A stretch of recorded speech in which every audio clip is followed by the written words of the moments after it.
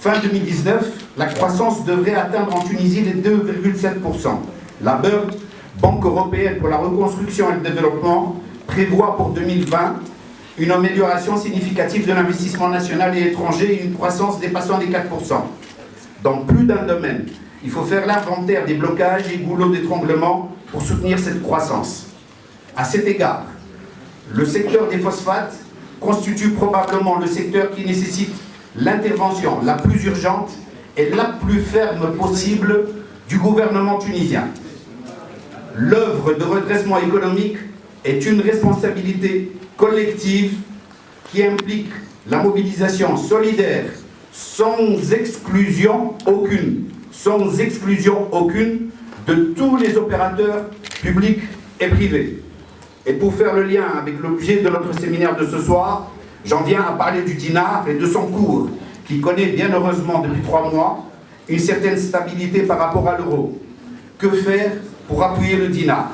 De notre part, nous pensons qu'il y aurait lieu de mettre en place des dispositifs permettant la collecte des devises en circulation actuellement hors du secteur bancaire. Ceci pourrait se faire en autorisant les particuliers de disposer de comptes courants ou d'épargne en devises.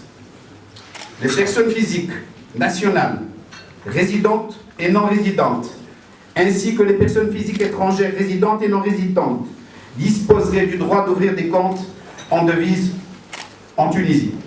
Un dispositif législatif et réglementaire consacrerait le droit aux personnes physiques résidentes et non résidentes d'ouvrir librement des comptes dans une monnaie étrangère, librement convertible, sans aucune autorisation préalable. L'alimentation de ces comptes, sans limitation de montant, s'effectuerait par le versement de monnaie étrangère librement convertible. Idéalement, les titulaires des comptes devises jouiraient de la liberté de disposer de leurs avoirs en devises à concurrence du montant logé dans leur compte. Pour appuyer la mise en place de ce dispositif, le projet de loi soumis à l'ARP portant sur la régularisation des infractions au change pourrait aussi capter une partie des devises circulant hors des canaux officiels et augmenterait les réserves en devises du pays.